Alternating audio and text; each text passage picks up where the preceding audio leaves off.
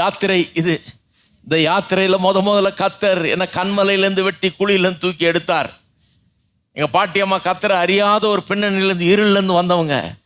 இன்னைக்கு நாங்கள் அதில் இருந்திருந்தோம்னா அதில் கடந்திருப்போம். எங்கே இருந்திருப்போனோ தெரியாது, எங்கேயோ கடந்திருப்பேன். ஒரு மூலையில் கத்தரை அறியாமல் ஒரு மூலையில் கடந்திருப்பேன். எங்களை குழியிலிருந்து தூக்கி எங்களை எடுத்து மீட்டு கொண்டு எங்களை இவ்வளோ தூரம் கொண்டு வந்திருக்கிறார் கர்த்தர். உங்களையும் அப்படி தான் பண்ணியிருக்கிறாரு, நடத்தி இருக்கிறார். பல்வேறு பிரச்சனைகளை பார்த்தாச்சு, பல்வேறு பஞ்சங்களை பார்த்தாச்சு, பல்வேறு எதிரிகளை பார்த்தாச்சு, எல்லாம் பார்த்தாச்சு.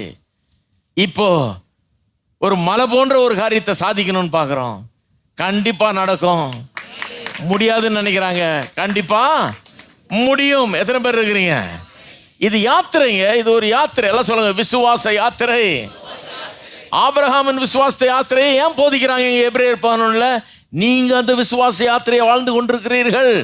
உங்க விசுவாச யாத்திரை, இந்த பயணம் இனிமையான பயணமா இருக்க வேண்டும், நல்லா இருக்கணும்னு சொல்லி தான் அதை போதிச்சிட்டு இருக்கிறாங்க. நீங்க கத்துக்குங்க, உங்க வாழ்க்கை பயணம் எப்படி இருக்க போகுது? வெற்றிகரமா இருக்க போதா? கர்த்தர் உங்களுக்காக வைத்திருக்கிற காரியங்களை அடைய போறீங்களா? கர்த்தர் உங்களுக்கு கொடுத்திருக்கிற வாக்குத்தத்தங்களை நிறைவேற்ற போறாரா? இல்லை சும்மா கோயிலுக்கு போயிட்டு அப்படியே கொஞ்சம் கோயிலுக்கெல்லாம் ஒழுங்காக போயிடுவேன். நாங்கள் எங்கள் தாத்தா காலத்துலேருந்து போயிருக்கிறேன். அப்போ அப்படியே இருக்க வேண்டியது தான்.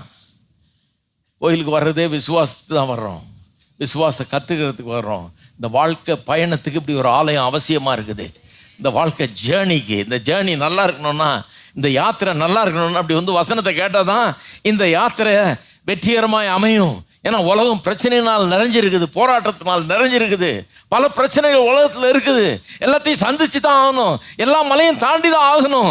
முடியாதுன்னு எல்லாம் சொல்றாங்க, முடியாததெல்லாம் முடியறத ஆத்திக்க காட்டணும். அப்படிதான் ஜெயிக்க முடியும். அதுக்கு சபை தேவை, வேத வசனம் தேவை, ஆவியானவர் தேவை, ஒரு போதகர் தேவை, விசுவாசம் தேவை. எத்தனை பேர் சொல்றீங்க ஆமென்?